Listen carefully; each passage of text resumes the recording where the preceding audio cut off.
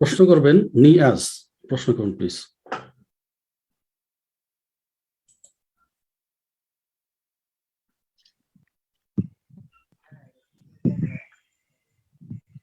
আসসালামু আলাইকুম ওয়া রাহমাতুল্লাহি ওয়া বারাকাতুহু।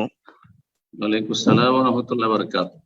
জি, শাইখ, আমি বাংলাদেশের কিশোরগঞ্জ থেকে বলছি। মাশাআল্লাহ মাশাআল্লাহ, সব কিশোরগঞ্জ আর মুর্শিদাবাদ। চলেন বলেন। শাইখ, আমরা সচরাচর যে কথাবার্তা বলার সময় বলি যে ছাতা ছিল তাই আজ বৃষ্টিতে ভিজলাম না, কিংবা ডাক্তার ভালো তাই রোগী ভালো হয়ে গেল। এখন প্রশ্ন হচ্ছে শাইখ, এরকম বলা কি শিরক হবে?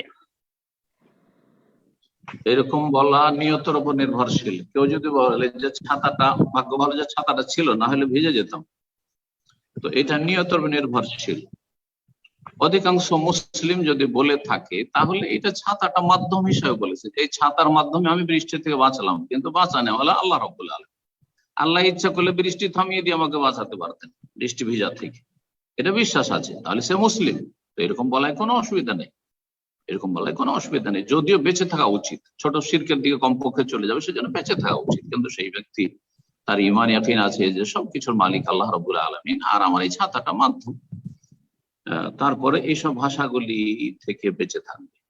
কিন্তু এটা বড় শিরক হয়ে যাবে না? মোটেই না। বড় শিরক কার জন্য হবে? যার নিয়তে আছে যে আল্লাহ বলে কিছু নেই, নাস্তিক, সে প্রকৃতিতে বিশ্বাসী। হ্যাঁ, সে প্রকৃতিতে, প্রাকৃতিক সবকিছু তার কাছে প্রাকৃতিক। সুতরাং আজকের বৃষ্টি দাতাও আল্লাহ মানে না, আর বৃষ্টি থেকে বাঁচানোওয়ালাও আল্লাহকে মানে না, বরং মনে করে যে যা কিছু পৃথিবীতে আমাদের কাছে আছে তারা বস্তুবাদী, আর তাই হচ্ছে আমাদের বাঁচানোওয়ালা। সুতরাং এই ছাতাতে আমাকে রক্ষা করেছে, সে ব্যক্তি আগে থেকে নাস্তিক হওয়ার কারণে সে কাফের মুশরিক হয়ে আছে। সুতরাং তার এই শুধু ছাতা আমাকে রক্ষা করলো বৃষ্টি থেকে, এটা কুফরি না, তার আগেই অলরেডি ও কুফরি আকীদায় নিমজ্জিত হয়ে আছে। আশা করি বুঝতে পেরেছেন।